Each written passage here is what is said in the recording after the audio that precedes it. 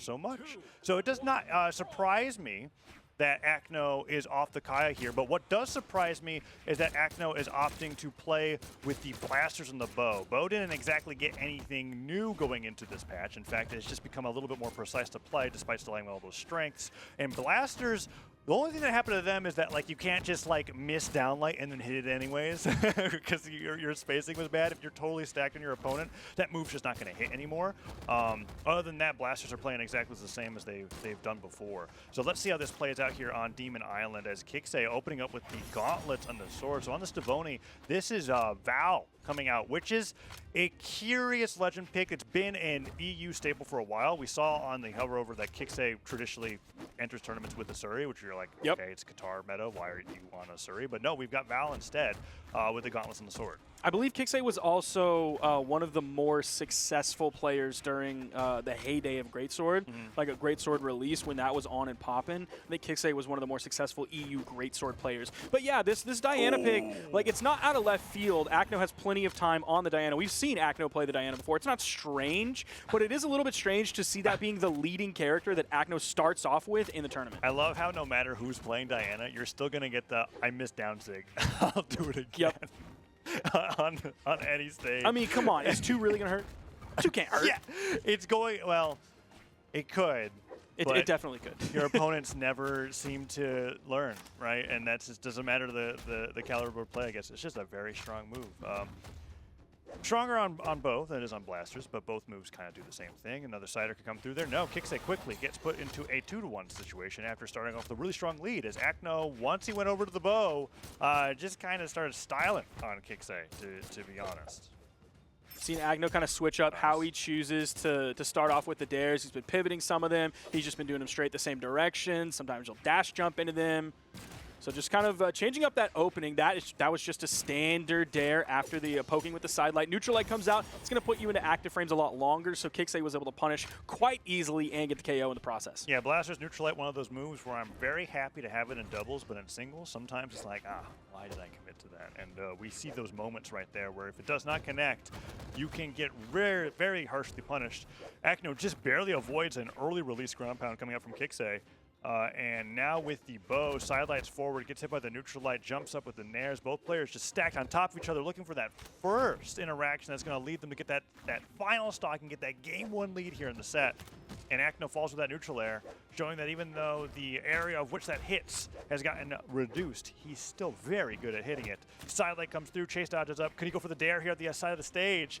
Does he even want to? No, he waits out, and the down sig dares to punish Sparky. He was charging that one up. That gave KiXe time to punish it. But we're seeing Acno favor the left side of the stage almost completely. I feel like I've hardly seen him cross that middle line, that 48th parallel or so, right along the middle of the stage over to the right side. He's been playing on that left corner a lot. Again, we're still not seeing him go over to the right. He's going to take it right there with the neutral light off the top. It does take quite a bit of damage to knock out with neutral light. That is a classic from Acno back from when he was playing Koji, though. That is something that Acno is very good at, sniping his opponents out of the sky with that gravity cancel neutral light, going there. And really what Acno was doing was he was like, even though you're not Koji in the sense that you get to actually hit straight up with a gravity cancel neutral signature on the bow, you still are using the bow where you can be like, okay, are they going to drift left or drift right, and where am I going to snipe them? You have to be very precise with your timing, but if you get it, you get that reward. And neutral light deceptively powerful for being neutral light. Just a standard neutral light attack. Yeah, there aren't a lot of those that are KO options in the game anymore. It still does take quite a bit of damage. It takes Gauntlets loses one neutral light KO, and now it's just like, oh, it's a dying breed. Yeah, exactly. I did say 48th parallel, I believe, and that was incorrect. I think it's 49. It's the 38th parallel. 38th? Okay, so of course, the division line between North Korea and South Korea, something that no one wants to cross. Which it seems like Acno didn't want to cross the middle of the stage over to the right side. He was sticking on that left. KiXe coming in with the Asuri pick here. Acno starting to take him apart. Already has him in the orange. Blasters are so good at building up damage if you can find those hits. They're so good at poking from long range. Acno's doing a fantastic job of showing that off. I think D-Light recovery here will just seal the deal if he can find it, and he might be looking for that. KiXe goes for that landing, falling side air, falls to Sarah again. There's the D-Light. KiXe smartly dodges out of the way of it, but there's another combo that blasters have. They didn't get it in the last balance patch. They got it like halfway through the year. And that's down air, side air. If you bounce people off the bottom of the or off the surface of the stage in the correct way with the right timing, you can combo that into Sair True. Can get some really great knockouts. And that Nair coming through catches KiXe in the middle of the air and gets that knockout for the first stock of Game 2. Unarmed v unarmed. Oh, the recovery comes through from KiXe. It's going to knock Acno out of the way, giving KiXe that sword. But the bow comes in on the soft platform. Acno picks it up, setting up the edge guard. Did hit the down air, nothing else. Back onto the stage. Acno might be falling here, and he does. KiXe going to have his choice of weapons here. Depends what he's choosing, whether he wants to juggle back over to the sword, deny weapon spawn any longer. Blasters come in for Acno. Both of these players aren't spending too much time disarmed.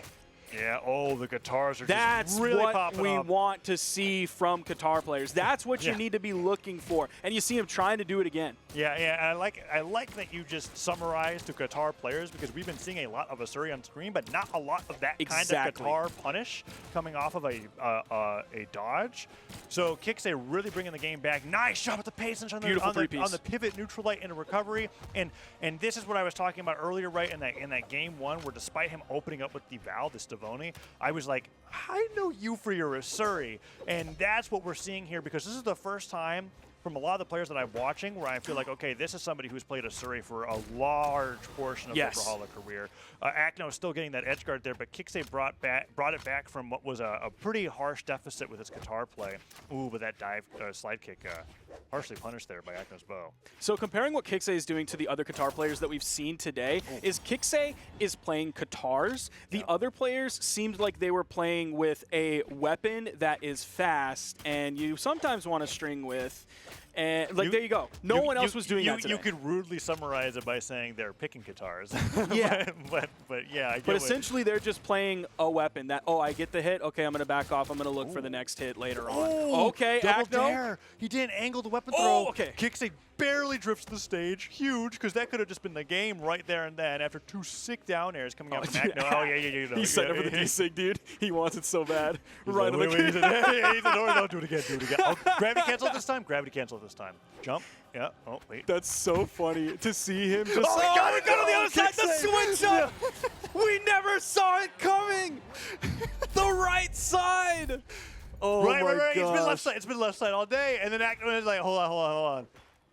I got an idea. That was seriously so funny though, to see him like get a hit and then run to the left side of the stage. I don't know what it's been about Qatar Sidelight, because I think Qatar Sidelight did get 2 more. It technically got buffed on miss, so you have 2 more frames, I think. So now, I guess we could miss this move now, but that's not been the case throughout the Qatar play that we've seen today. There's been a lot of punishes where the Qatar player will sidelight just outside of actually hitting their opponent, and KiXe could have. It's really tough to do in the moment, but you could have spaced your sidelight to completely cover the entire stage, so that if your opponent wanted to dodge it, they had to use their dodge or run off stage instead of just like walk back. Because what Acno does there is he just positions. He goes like, well, this sidelight's not going to hit the edge of the stage, and then he down sigs right afterwards, gets the knockout in orange, and brings it to a game 3. And KiXe is really on the Legend Gauntlet now after that, because he's like, okay, guitars, despite me having some success with it, I wasn't feeling it. Sword's going to stick through the entire way as we go over to Jala. Even before we got to the Jala, I think he selected a character for just a moment. I think he selected a Jiro. I saw it pop up on the screen behind us. So that would have been a wild pick, since we don't see that very often. There is discussion about how we're entering the era of the low force, low defense legends, right? The Jiro has been talked about from a few different players. Lin Fei as well, something that players are saying like, well, now that all that matters is movement speed and dex. Like you have your movement speed, you have your good moves, and then you adjust your dex to get that extra true combo to give you an edge. If you can, or like a lot of people are just sort of in place of dex, they're choosing like fast attacking weapons. Qatars being a perfect example of that. Oh, KiXe is going to take the first stock here. Yeah, that's a great slide charge pivot down, catching Acno on the way back to the stage. And this is the first axe that we're going to be seeing from EU in singles, which is rare. Depending on the year, I'm just surprised that normally we see a lot. We see a lot of Olgrams. We see a lot of Brins. I listened to like the sentence that I said, and I was like, "Is that true?" But it is true. Yeah, Axe has been Axe and Hammer both the heavy weapon region Just not seeing it, and a nice job jumping up for the gravity cancel down sig to get the edge guard here with a Sair into the stage. That's how Acno went down to the down sig. That's how we started the day off with the Ted versus Defi match, just talking about how, hey, the most optimal edge guard is actually just to bounce people back into the stage again, use that momentum from the stage and just let them fall and lose that stock. And Acno and KiXe both doing it in this game number 3. Pretty much even tied here as we're about a minute and a half into this game. Oh. Acno trying to keep KiXe at range, doing a fantastic job of it.